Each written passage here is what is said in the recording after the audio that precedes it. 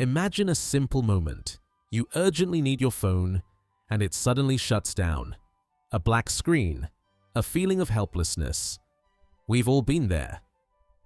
Now imagine a world where that never happens again. A world where technology works without a plug, without batteries, without any charging at all. Not because we discovered something magical, but because we learned to use the energy that already exists around us. This is not a metaphor. It's the real direction in which modern science is moving. Everything begins with two natural phenomena we rarely pay attention to. The first is the small difference between your body temperature and the temperature of the air. Certain materials can transform that difference into tiny pulses of energy. It's enough for ultra-efficient devices like experimental sensors or simple low-power clocks. The second phenomenon is the constant pressure of the air itself. Molecules hit every object around you every second of every day. Piezoactive materials convert these impacts into vibrations, and the vibrations into very small amounts of electricity. Using these principles, laboratories around the world are experimenting with layered graphene. It is so thin that 10,000 stacked sheets are still finer than a strand of hair. Researchers have observed electric signals generated by the natural motion of atoms, although this is still early-stage research. There are also implantable piezomechanical crystals that use the movement of the heart to create energy. They cannot yet power a full pacemaker, but they can support tiny internal sensors. Some smart bandages charge from the movement of your skin and transmit data wirelessly. Other passive sensors capture radio waves from the air and send information without needing any battery at all.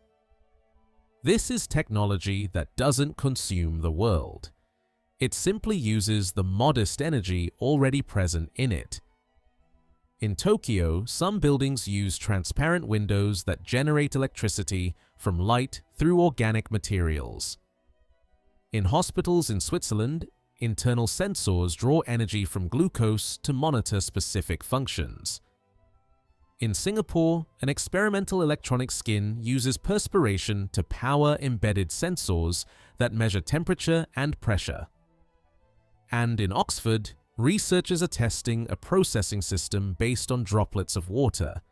Each droplet sends chemical signals to another, similar to certain biological processes. It is not yet a functional computer, but it shows an intriguing direction for alternative computing. Perhaps the most elegant approach is optical processing. Prototypes of processors where light carries information instead of electrons. Photons generate far less heat and move at extremely high speeds. They allow fast calculations with lower energy consumption in specific applications. When you look at all these technologies, one truth becomes clear. Nature operates with extraordinary energy efficiency. A tree turns sunlight into life without solar panels. Your brain processes the entire world with only a few dozen watts. Your heart works for a lifetime without an electric motor. And now we are beginning to understand the essential lesson. True innovation is not about building stronger devices. It's about building devices that require less.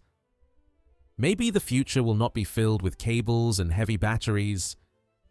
Maybe some technologies will blend naturally into the environment itself, into light, into air, into the subtle differences that already exist in nature. A future where some devices will no longer need to be charged. We will simply wear them, and they will live on the energy of the world. This is the direction of technology that moves beyond conventional electricity. And once you see it in action, you won't want to go back.